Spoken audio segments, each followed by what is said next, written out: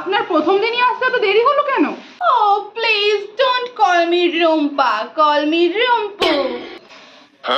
আচ্ছা আচ্ছা ঠিক আছে, আর দেরি করতে হবে না, এবার আসুন আসুন।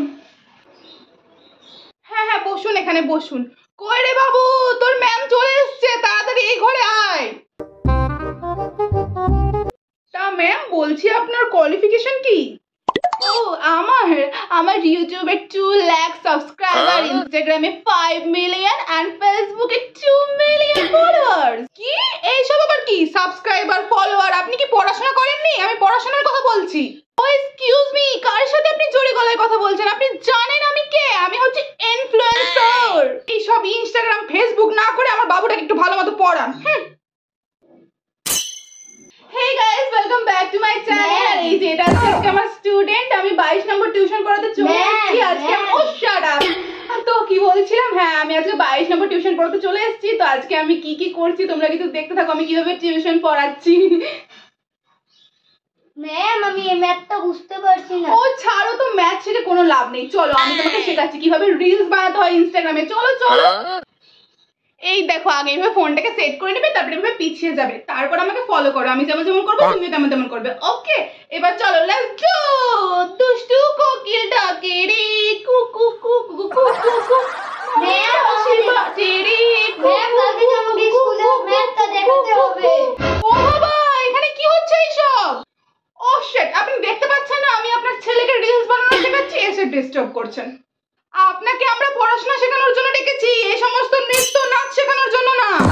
বাবা এইসব পড়াশোনা টড়াশোনা করে না আজকাল আর কেউ বড়লোক হতে পারে না, এই রিলস বানাবে, টাকা ইনকাম করবে, ব্যাস। আচ্ছা টিচার বাবা, এই নে বাবু এটা তোর জন্য চাউমিন, আর এই যে এটা আপনার জন্য। মাই গড, আপনি জানেন না আমি এই সমস্ত অয়েলি জিনিস খাই না। কেন? আমরা তো এই সমস্তই খাই। হ্যাঁ তো আপনি আর আমি কি একই নাকি? আমি হচ্ছে ইনফ্লুয়েন্সার, আমরা পিৎজা বার্গার এই সমস্ত ছাড়া এগুলো ছোট লোকই খাবার দাবার খাই না। ঠিক আছে ঠিক আছে, আপনাকে আর খেতে হবে না, যত সব নাটক।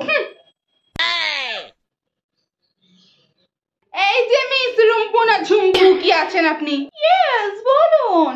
আপনার আর আমার বাবুকে পড়াতে হবে না, এই নেন আপনার মাইনেটা নেন আর আপনি যান এখান থেকে এবার।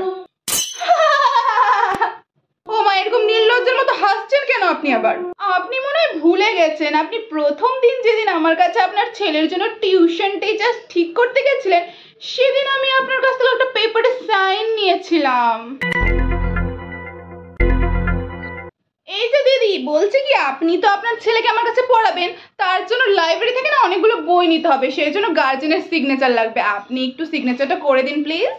ও বাবা, লাইব্রেরি থেকে বই নেওয়ার জন্য আবার গার্জেনের সিগনেচার লাগে? এটা তো আগে কখনো শুনিনি। হ্যাঁ হ্যাঁ, এখনকার যুগে গার্জেনদের সিগনেচারই লাগে। আচ্ছা আচ্ছা ঠিক আছে, তাও করে দিচ্ছি।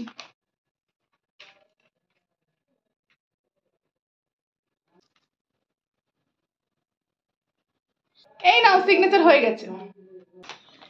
ওকে, থ্যাংক ইউ সো মাচ। কি মনে পড়লো কিছু? মানে তুমি আমাকে সেদিন মিথ্যে বলে সিগনেচার করেছিলে?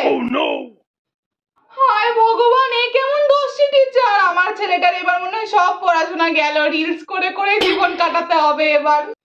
এখন এই 1 বছরের আপনার কিচ্ছু করার নেই, আমি আসবো রোজ আপনার ছেলেকে পড়াতে, না না রিলস শেখাতে। ওকে তাহলে আজকে আসি, আজকের মতো হয়ে গেছে, আবার কালকে আসবো, বাই।